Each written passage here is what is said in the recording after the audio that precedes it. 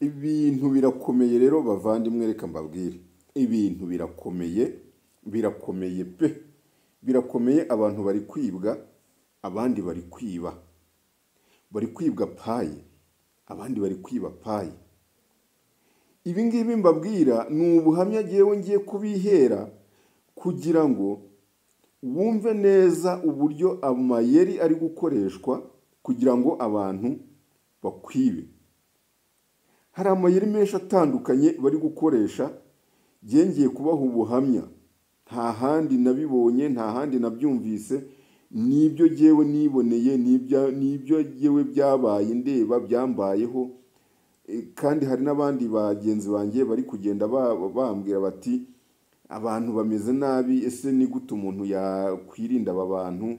Ese nkamwe mujya mukurikirana ibintu by'imbuga nkoranyambaga, hari uburyo umuntu ashobora kuba yabona nka kode yashyiramo aba bantu ntibashake kumwinjirira.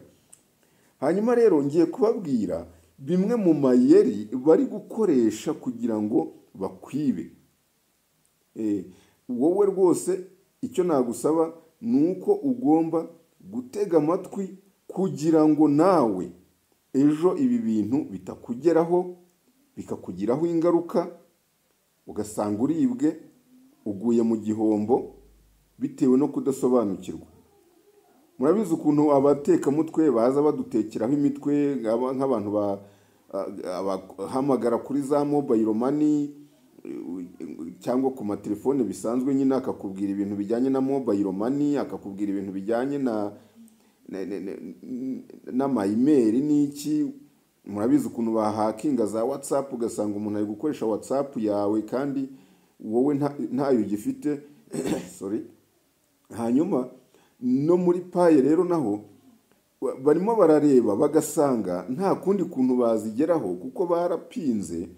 Abandi bacika intege babivamo, abandi barapinga ntibabikurikirana ngo babishake kubigiraho amakuru. None bamaze kubona ko ibintu bigeze aharyoshye, barimo barashaka amayeri yo kwiba kugira ngo bazibone mu buryo bworoshye, mu bwenge bwabo, mu ikoranabuhanga ryabo, mu manyanga yabo. Hanyuma bazibe.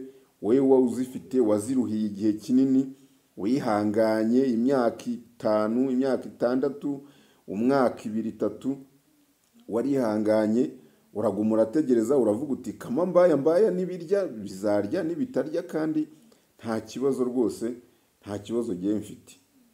Na cyane yuko nta kintu washoye ngo wenda nguvuge ngo waspendinze amafaranga yawe.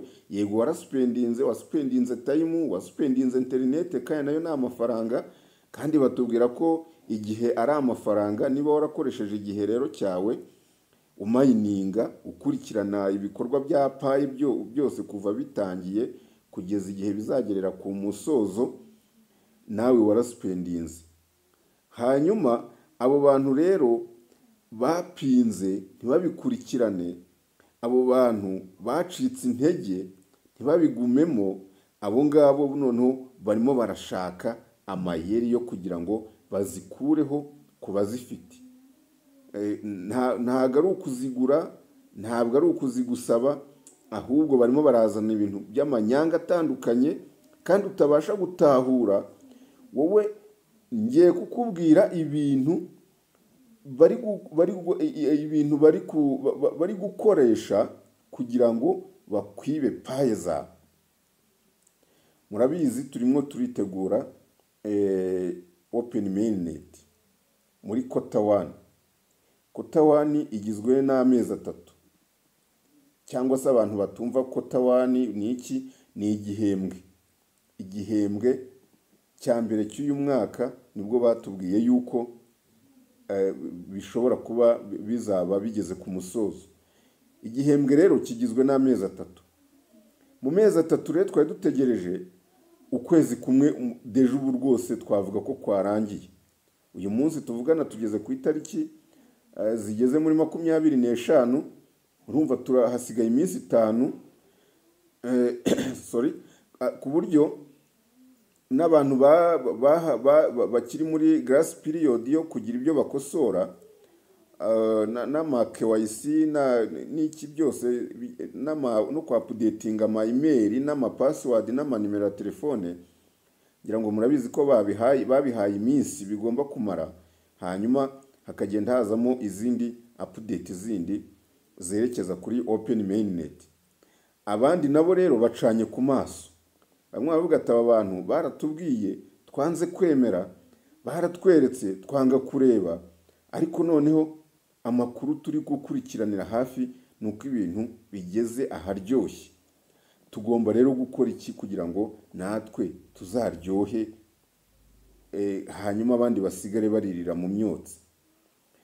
Bare kugendera rero baragucokoreza, barahimba, baratekereza cyane, bakavuga bati twakora iki kugira ngo uyu muntu tumukureho umutungo we, tumukureho ibyo yaruhiye. Murabizi abantu bagiyemo mbere payikiza bamaze kugera kuri byinshi cyane, bamaze kugira rwose imibare myinshi cyane, ku buryo paye niramuka ironshinze rwose bazicara bakagereka ku kaguru ku kandi bakiruhutsa bakavuga bati twarakoze.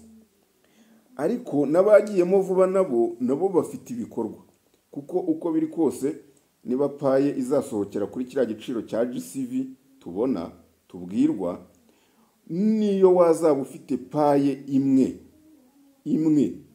ntizabura kugukuraho igisuzuguriro, ntizabura kukugeza ahakomeye, ntizabura kukwicaranya n'abaherwe rwose. Ibyo ngibyo rero mu byizere. Hanyuma abantu rero bari gushaka kuzihakinga ngo bakwibe. Nagumye kubatindira mbabwira ngo ndaje mbabwire ibintu bari gukoresha cyangwa se amayeri bari gukoresha kugira ngo bakwibe paye. Reka rero twihute mbabwire amanyanga abajura bari gukoresha bashaka kwiba paye. Jewe ibyo mbabwira ni ubuhamya bwanjye, ariko jewe nari ngiye kwibwa n'umuntu w'inshuti yanjye. Nari nitahiye, niviriye mu kazi aho nkora mu ntara, ubundi gihe nkora akazi kanjye nkora ka buri munsi nkorera mu majyepfo, ariko noneho nkataha mu karere ka Bugesera. Ejo bundi rengire gutya nitahire, nigerere mu rugo, umuntu ampamagare ambwira ati uri mu rugo? Ndi mu rugo. Waje mu karuhuko? Ntinaraje. Hari muri weekend. Wumva ukuntu abantu buriya inshuti yawe, kuko babivuze ukuri, niyo mwanzi wawe, kandi inshuti ishaka kuguhemukira wowe utabikekaga. Umuntu arambwira ati none se ko nicaye ahantu runaka byakorohera, ntago bikugoye ngo uhansange? Ndamubwira nti nta kibazo rwose, ko nta kintu ndi gukora se mu rugo, ko ndi mu karuhuko kandi ko numva nta stress nta munaniro mfite, nahagusanga rwose nta kibazo. Ati naho rero nsanga ahantu ndi tunaganire, dore ntiduherukana. Ubwo nanjye nagize gutya ndahamusanga, maze kuhamusanga nsanga afite akantu, afite icupa, birumvikana. Ati nawe rero baguhe ako ubasha. Ndamubwira nti rero buriya jyewe iyo ntaragira ikintu ushyira mu nda cyangwa se mu gifu, ntago nshobora gufata ibintu bikaze. Niba nyihere akaji, hanyuma umuntu anzanira akaji. Ariko urumva we yashakaga kumpa ibintu bikaze kugira ngo ahari amfatishe. Murabizi iyo umuntu amaze gushyiramo agacupa kamwe, amaze gushyiramo tubiri, ubundi arisanzura, ahita abona abantu bose ari beza rwose, nta mwanzi uhari, nta muntu wamugirira nabi ushobora kubaho. ariko noneho kwa ko jyewe ibyo bintu bikaze rwose atari ibintu byanjye, atari ibintu bijya bindaza ishinga, kandi na cyane yuko hari hakiri mu masaha ya kare, ntabwo buriya rwose ushobora guhera mu gitondo ufata ibintu bikaze byo kunywa, ibyo biyoga birimo amarukoro bikaze bimeze ukuntu, ugasanga wirije umunsi wose uri muri iyo mudu y'ubusinzi, wasinze rwose ku buryo uba nta na controle ufite. Ari nacyo cyatumye uwo muntu atabasha kumfatisha.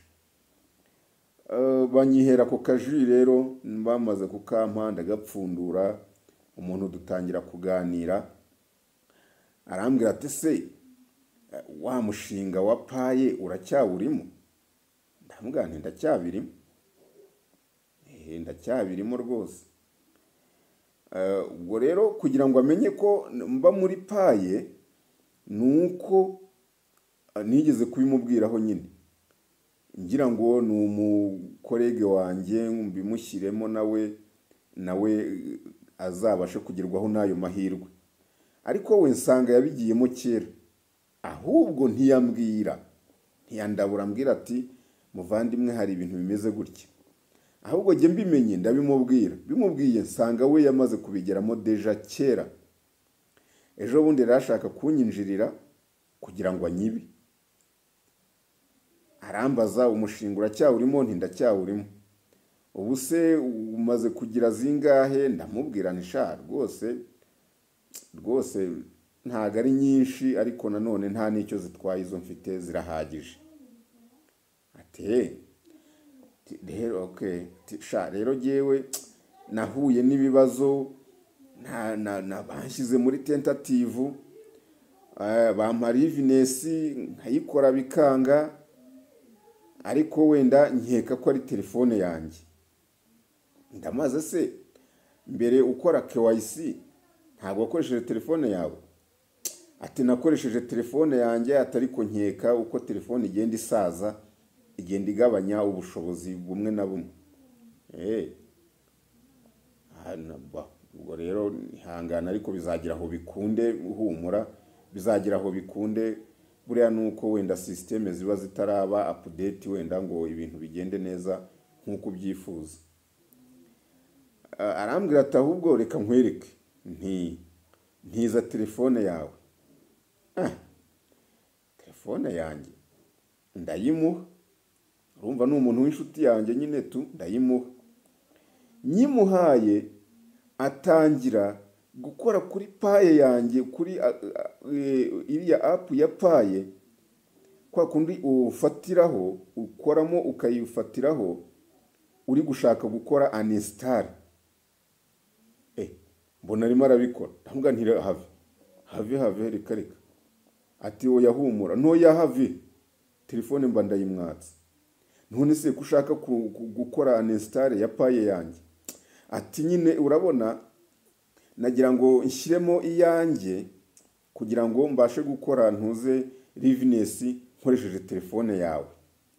Ndamubwira none unkorere uninstall muri telefone, paye yanjye muri telefone, hanyuma uzi ukuntu bigora kugira ngo nongere nyinstall, kandi ibi bintu ubu usigaye ubona bigorana, mwana uragira ngo ibi bintu mbihomberemo?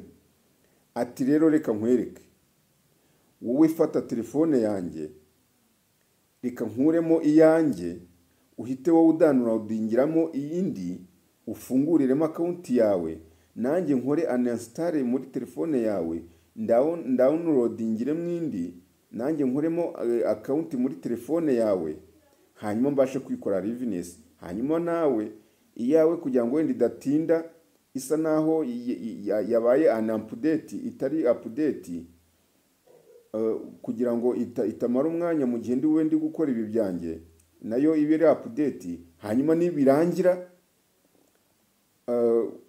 turongera tuguranure, twongere tubikore, usubizemo paye yawe muri telefone yawe, nanjye subizemo iyanjye muri telefone yanjye. Ndamubwira nti mwana, ntabwo ibyo bintu bishoboka. Neza ibyo bintu bishoboka bite? Ku buryo urumva ibyo bintu biragora, ntago rwose. Oya, byihorere, wetegereza igihe bizakundira, bizakunda, kandi niyo waba uri muri tentative ntabwo uzahomba, ntabwo bazakwima paye zawe. Rwose humura, bapfa kuba baragukoreye immigration, ntuze paye zawe zarabaye immigrated, ubundi bijyanye na tentative byo kandi biri mu bintu bari gukemura, biri mu bintu biri mu nzira zo gukemuka. We rero humura. Umuntu araguma aransobanurira, arankomvenka, urabona ntacyo bitwaye, upfa kuba uzi password yawe, upfa kuba uzi passphrase yawe, upfa kuba uzi biki n'ibiki. Arankomvenka, ashaka kunkomvenka kugira ngo ngeraho nemere. Ariko umuntu jye namureba nkabona arimo arashaka kuntekera imitwe. Umuntu rero mukoraho attention, ndayimwima pe, ndayimwima telefone yanjye kugira ngo akuremo paye yanjye ashyire mwiye. turabishwanira avuga ko ntacyo mufashije, ubucuti bwanjye buhuriye kuki, none se ubwo inshuti itagufasha, ndagira ngo nzakire jyenyine, ndagira ngo ntabwo nzamuruta uko byagenda kose niyo bitakunda. Umuntu turashwana rwose pe, turarakaranya, biza kurangira umuntu anagiye rwose ansiga aho ngaho na ka kantu yaranyakiye. Narakishyuriye narakishyuriye, urumva kubera iki? Kuko nanze ko anyiba. Hanyuma biteye kabiri nza kubona ko ibintu bikomeye, ari nayo mpamvu naje hano kubivuga kugira ngo mwese mubimenye, mutahure amayeri abantu bari gukoresha biba. Uwo nguwo rero ababaye umwe, uwo kunyiba biba biramunaniye, bamubereye ibamba pe, mubera ibamba rwose, ndamukanira neza birangira dushwanye ariko atanyibye. Ibyo nta kintu rero byantwaye rwose, ntanabyishimiye. N'undi munsi buriya ntago azongera kumenyera, azaba azi ko nanjye namutahuye, namaze kubona ko ari igisambo, ari umujura. Hanyuma rero biteye kabiri, umuntu arampamagara. Mwumve mwabantu mwe, mube maso, mukanure maremare, muryamire amajanja, mucane ku maso.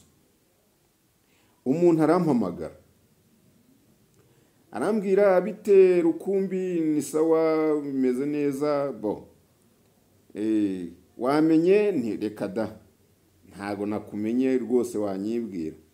Ni runaka, ni jyewe runaka. Ubwo nyine ntago navuga amazina ye hano, ntago nshaka kumushyira ku karubanda, ariko ndabizi neza ko iki kiganiro azacyumva, azabyumva neza ko namutahuye. Ni runaka, duherukana kera cyane, nko mu myaka hafi nka 10 na 20. Duherukana he?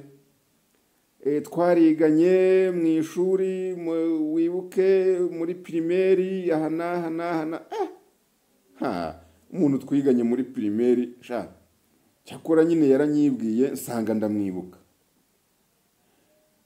Nicaraga inyuma yawe, uranyibuka iki n'ibiki. Hari n'ukuntu buriya wajyaga untemburira akantu nk'iyo baga baduhaye kwize, baduhaye examen, hari ukuntu buriya wajyaga umfasha ukansunikira nka kwa kundi nyine kwaje, nkateraga akakudeye ku rupapuro rwawe, nkabasha kugira ikintu nkora.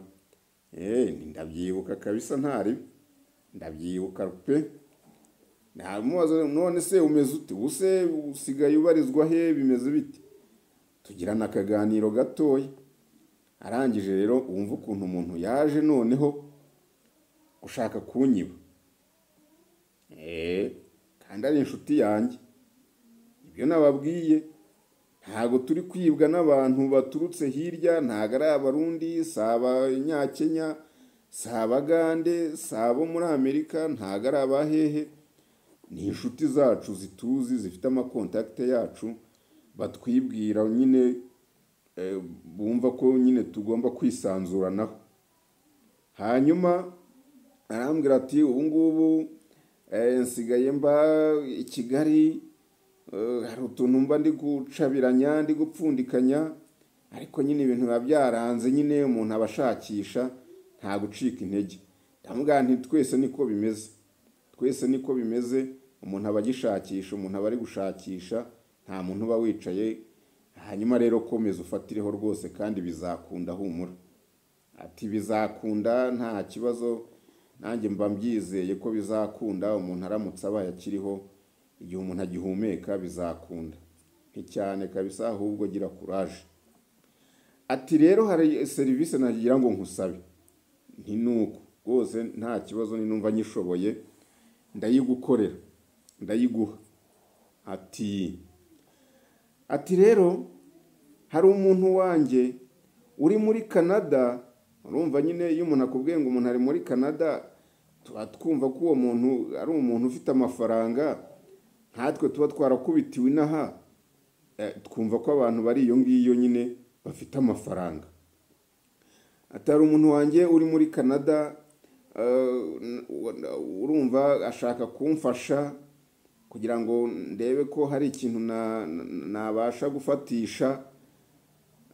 Ati ariko hari akantu yansabye, nsanga ibyo bintu simbimenyereye, ntabyo ngira. Hanyuma ndatekereza, numva wenda ari wowe wamfasha. Urumva? Ndavuga nti nta kibazo pe, niba wumva ubwo bushobozi bwo kugufasha mbufite, ndagufasha. Ati rero uwo muntu yambwiye ko namwoherereza email yanjye, akagira utuntu anyohererezaho. Niba amafaranga bayohereza kuri email, niba imyenda bayohereza kuri email, niba imodoka bayohereza kuri email, ntabwo mbizi. Ndamubwira nti none kutayimuha. Ati rero buriya jyewe urabizi, ntabwo ibintu nk'ibyo by'ikoranabuhanga ntabwo nigeze mbimenyera. Atariko mu bantu nziranye bakoresha ikoranabuhanga cyane, bakoresha ama internet, bakoresha imbuga nkoranyambaga, nawe urimo. Kandi bitewe n'ukuntu nkuzi, wakunze kugenda ufasha abana cyane cyane ku ishuri aho twigaga, natekereje ko nawe ari we wamfasha kandi bigakunda. Ndamubwira nti nta kibazo rwose, buragewe ubufasha bwose wakenera mba ndamutse mbushoboye nabugufasha rwose, nta kibazo nabuguha. Ati rero nagira ngo ube wampa email yawe, hanyuma mbashe nyoherereze wa muntu, unyoherereze uwo muntu, hanyuma anyohererezeho utwo tuntu tubashe kungeraho. Ndamubaza email gusa. Ati email yonyine?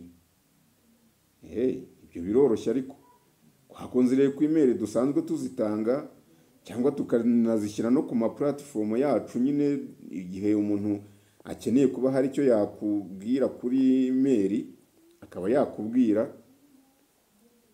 Kubera ko nzi ko neza email kuyitanga nta kindi, nta kibazo, ntacyo bihungabanya, email narayimuhaye. Mu email yanjye ndavuga nti email yanjye rero niyo, ngaho yimuhereze. Ubwo ibyo bintu ashaka kugushyiriraho nabigushyiriraho, ubwo ndakubwira ko yabyohereje. Ahubwo ubwo uburyo none wowe bishobora kukugeraho nicyo kibazo. Byasaba ko wazigomwa ukansanga hondi, hanyuma ukabasha gufata ibintu byawe. Ati nta kibazo, email ndayimuha. Maze kuyimuha numva ko ibintu birangiye nyine, igisigaye ari uko ndibuze kubona email y'ibintu byoherejwe n'umuntu runaka wenda ntazi. Hanyuma hashize umwanya, wa muntu arongera arampamagara, arambwira ati rero wa muntu email yabiyohereje, yohereje ibintu kuri email, waba wabibonye? Ndamubwira nta bintu ndabona, yewe iyo nakiriye email mpita mbona notification, ariko nta notification nari bwabone ya email nshyashya nakiriye. Ati ubwo se byaba bigenze bite ko yambwiye yuko email yayohereje? Ndamubwira ntabwo mbizi, wenda ubwo niba itaraza ariko ubwo ndaza wenda kuyibona, ariko ntabwo mbizi niba yayohereje cyangwa se atayohereje, reka dutegereze turebe. Ati sawa, ati ubwo nuza kuyibona urambwira. Hanyuma hashize akandi kanya arongera arampamagara arambwira ati wa muntu ambwiye ko email yayohereje, rwose anyemeje ko yayohereje, ahubwo wowe impamvu utari kuyibona sinzi, ushobora kuba ufiteho ama email menshi cyane wenda ikaba itari kuza ngo uyibone. Ndamubwira nti nabyo byashoboka, kuko jewe nakira ama email aturuka ku bintu byinshi bitandukanye, ku ma social media yanjye mbaho n'ibindi mba ngenda nkora, ngenda nakiraho ama email atandukanye menshi cyane. Ubwo rero wenda ishobora kuba nayo yaje, hanyuma wenda nkaba itarabasha kunotifia kuma notification yuko yaje. Ubwo ngubwo wenda icyo nsabwa niki ni ukujya muri email wenda nkareba ko hari email nshyashya, ntarinze gutegereza iyo notification. Njya muri email yanjye ndashakisha ndebe ko hari email nshyashya yabirimo, ndayibura pe. Ndanategereza rwose ngo mvuge ndebe ko wenda yaza, ndayibura mbona birangiye nta email ije.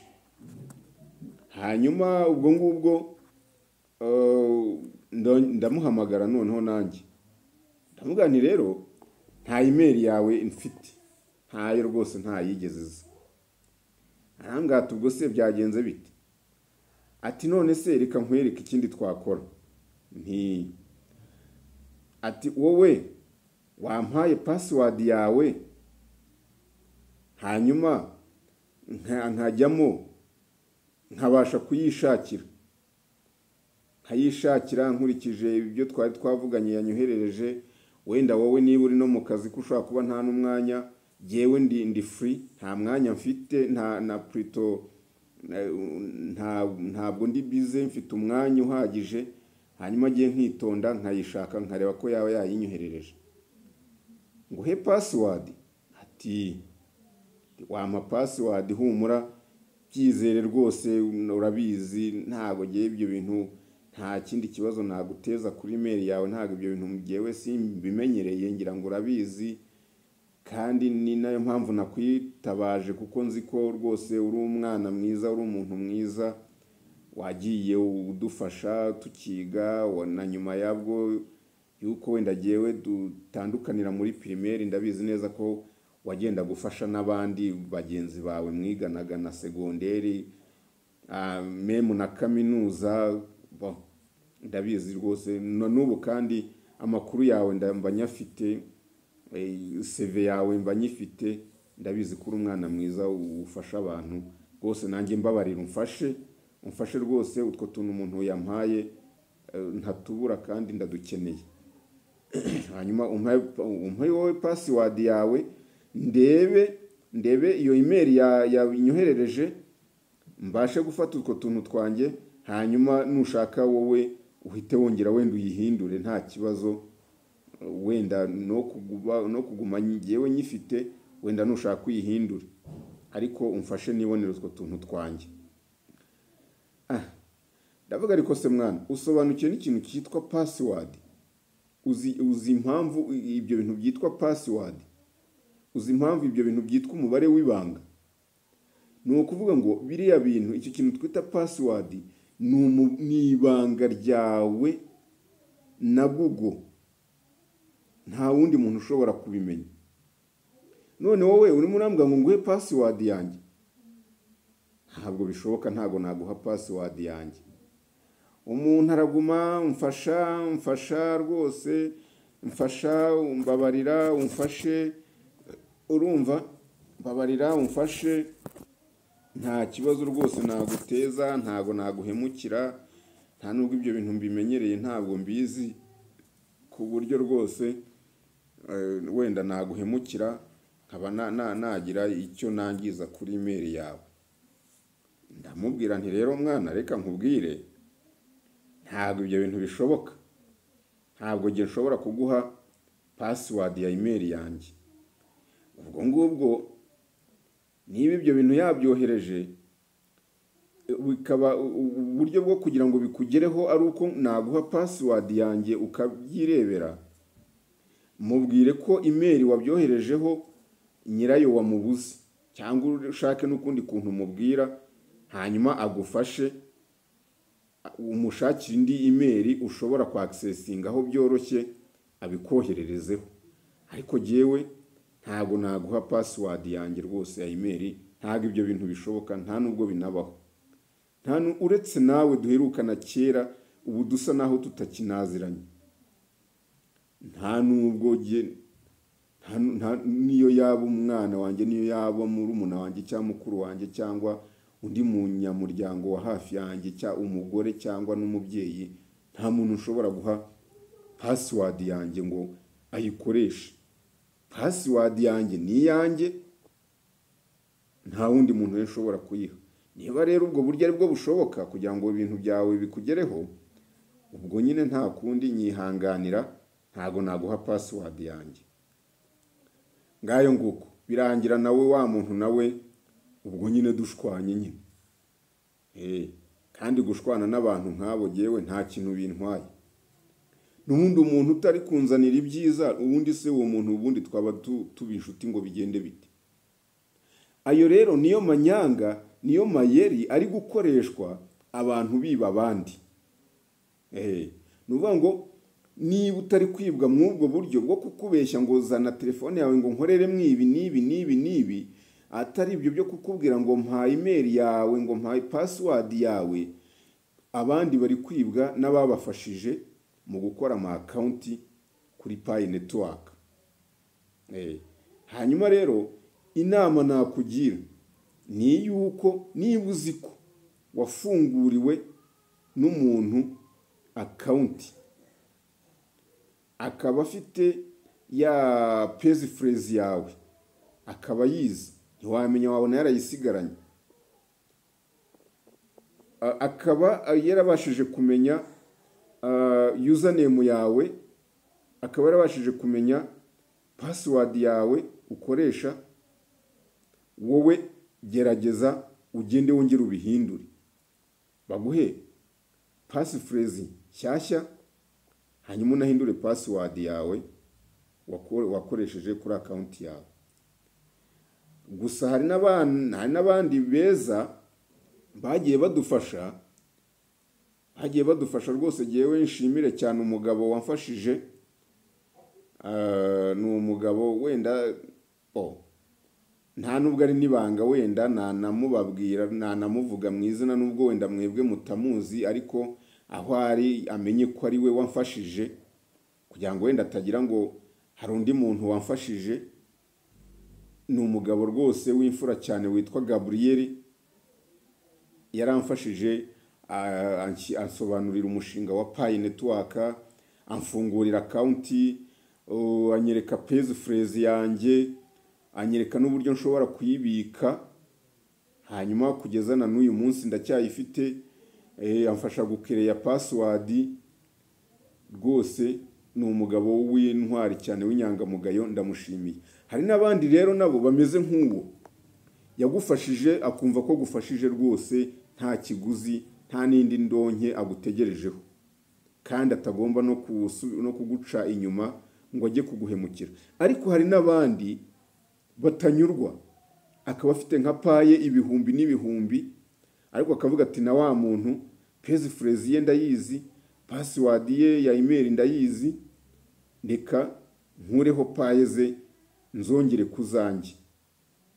Rero niba uzi ko wafashijwe n'umuntu kandi ukaba utamwizeye, ukaba ugifite amahirwe yo kuba ugifite paye zawe, wowe shaka uburyo uhindura passphrase yawe, unahindure password yawe, ubundi ubaho ngaho uri muri sekirite, ufite sekirite y'ibintu byawe. Nayo rero niyo manyanga, abantu bari guhamagara abandi, bari gushaka gufata amatelefone yabo ngo bahindagure ibirimo, barimo barashaka amayimeri, umuntu akakubeshya muri ubwo buryo nagiye mbabwira, hanyuma kugira ngo akwibe. Ubwo rero ugiye icyo nagusaba ni ukuba maso, ukaba maso, ugakanura maremare, ugacana ku maso, hanyuma ubundi ukanakora subscribe kuri iyi channel ya Rukumbi TV, kugira ngo dukomeze duhane ubujyanama, dukomeze duhane amakuru. Urakanda subscribe ukandi no kukazogera kugira ngo ikiganiro kizajya gihita kikugeraho, uhita umenya ngo ni iki kiri kujya mbere, ni iki kiri gukorwa. Hanyuma rero twebwe ntabwo dutezuka, ntabwo duhwema, ntabwo twicaye, ntituryama, turacyari mu kazi kenshi gakomeye, tunahanganye n'abajura, duhanganye n'ibintu byinshi, ku buryo rwose usanga ibintu bigeze ahakomeye. Sawa rero rwose nagira ngo mbahe amakuru nk'ayo, hanyuma ibiganiro byacu nakagaruka. Iyi ni Rukumbi.